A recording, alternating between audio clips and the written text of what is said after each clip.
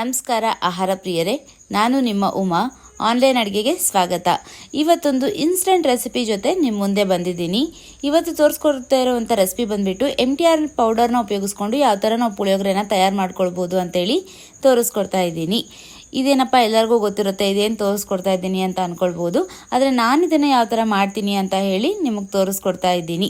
Bachelors ಎಲ್ಲ ಇದ್ದರೆ ನಿಮಗೆ ಯೂಸ್ ಆಗುತ್ತೆ ಇದನ್ನು ಮಾಡ್ಕೊಳ್ಳೋದು. ಸೊ ಇವತ್ತಿನ ವಿಡಿಯೋನ ಶುರು ಮಾಡೋಣ.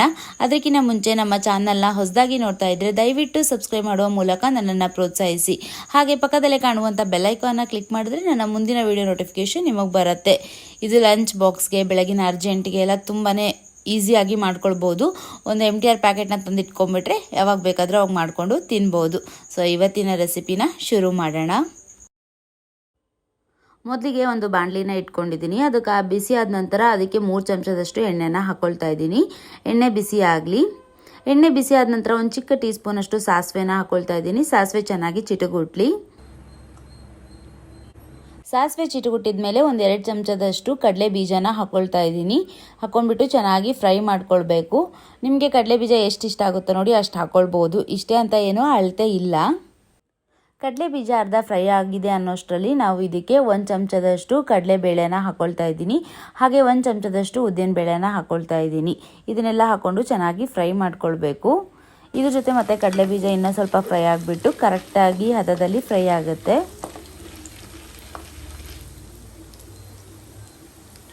ಕಡಲೆ ಬೀಜ ಎಲ್ಲ ಫ್ರೈ ಆದ ನಂತರ 2 ಒಣಮೆಣಸಿನ್ಕಾಯಿನ ಮುರಿದ್ಬಿಟ್ಟು ಹಾಕ್ಕೊಳ್ತಾ ಇದ್ದೀನಿ. ಹಾಗೆ 2 ಕಡ್ಡಿಯಷ್ಟು ಕರಿಬೇವನ್ನ ಹಾಕ್ಕೊಳ್ತಾ ಇದ್ದೀನಿ. ಹಾಗೆ ಸ್ವಲ್ಪ ಇಂಗನ್ನು ಹಾಕ್ಕೊಳ್ತಾ ಇದ್ದೀನಿ. ನಿಮಗೆ ಇಂಗಿನ ಫ್ಲೇವರ್ ಇಷ್ಟ ಆಯಿತು ಅಂದರೆ ಹಾಕ್ಕೊಳ್ಬೋದು, ಇಲ್ಲ ಅಂತಂದರೆ ಸ್ಕಿಪ್ ಮಾಡ್ಬೋದು. ಆದರೆ ಪುಳಿಯೋಗರೆಯಲ್ಲಿ ಈ ಒಂದು ಇಂಗಿನ ಫ್ಲೇವರ್ ತುಂಬಾ ಚೆನ್ನಾಗಿರುತ್ತೆ. ಇದನ್ನೆಲ್ಲ ಹಾಕ್ಕೊಂಡು ಚೆನ್ನಾಗಿ ಫ್ರೈ ಮಾಡ್ಕೊಳ್ಬೇಕು. ಆಮೇಲೆ 3 ಚಮಚದಷ್ಟು MTR ಪುಳಿಯೋಗರೆ ಪುಡಿನ ಹಾಕ್ಕೊಳ್ತಾ ಇದ್ದೀನಿ. ನೀವು ಎಷ್ಟು ಅನ್ನಕ್ಕೆ ಮಾಡ್ತಾ ಇದ್ದೀರಾ ನೋಡಿ, ಅದನ್ನು ನೋಡಿಬಿಟ್ಟು ಈ ಪೌಡರ್ನ ಹಾಕ್ಕೊಳ್ಬೇಕಾಗತ್ತೆ. ನಾನು ಮಾಡ್ತಿರೋದಕ್ಕೆ 3 ಚಮಚ ಸಾಕಾಗತ್ತೆ. ಅದಾದಮೇಲೆ ಅದಕ್ಕೆ ರುಚಿಗೆ ತಕ್ಕಷ್ಟು ಉಪ್ಪನ್ನು ಹಾಕ್ತಾ ಇದ್ದೀನಿ. ಇದನ್ನೆಲ್ಲ ಹಾಕ್ಕೊಂಡು ಚೆನ್ನಾಗಿ ಮಿಕ್ಸ್ ಮಾಡ್ಕೊಳ್ಬೇಕು. ಹಾಗೆ ಸ್ಟವ್ನ ಸಿಮ್ಮಲ್ಲಿ ಇಟ್ಕೊಳ್ಳಿ. ಜೋರಾಗಿತ್ತು ಅಂತಂದರೆ ಸೀದ್ ಹೋಗ್ಬಿಡುತ್ತೆ ಪುಡಿ ಎಲ್ಲ. ಚೆನ್ನಾಗಿ ಕಲಸಿದ ನಂತರ ಇದಕ್ಕೆ ಅನ್ನ ಹಾಕ್ಬಿಟ್ಟು ಕಲಿಸ್ತಾ ಇದ್ದೀನಿ. ನೆನಪಲ್ಲಿ ಇಟ್ಕೊಳ್ಳಿ, ಅನ್ನ ಕಂಪ್ಲೀಟಾಗಿ ಆರಿರಬೇಕು, ಹಾಗೆ ಉದುರಾಗಿ ಇರಬೇಕು. ಅಂದರೆ ಪುಳಿಯೋಗರೆ ಕಲಿಸಿದಾಗ ಚೆನ್ನಾಗಿ ಇರುತ್ತೆ. ಹಾಗೆ ಇದಕ್ಕೆ 1 ಚಮಚದಷ್ಟು ತುಪ್ಪನ ಸೇರಿಸ್ಕೊಳ್ತಾ ಇದ್ದೀನಿ. ತುಪ್ಪನ ಹಾಕ್ಕೊಂಡ್ಬಿಟ್ಟು ಚೆನ್ನಾಗಿ ಕಲಿಸ್ಕೊಳ್ಬೇಕು. ತುಪ್ಪ ಹಾಕಿ ಮಾಡ್ಕೊಳ್ಳೋದ್ರಿಂದ ಒಂದು ಒಳ್ಳೆ ಟೇಸ್ಟ್ ಬರುತ್ತೆ ಪುಳಿಯೋಗರೆಗೆ.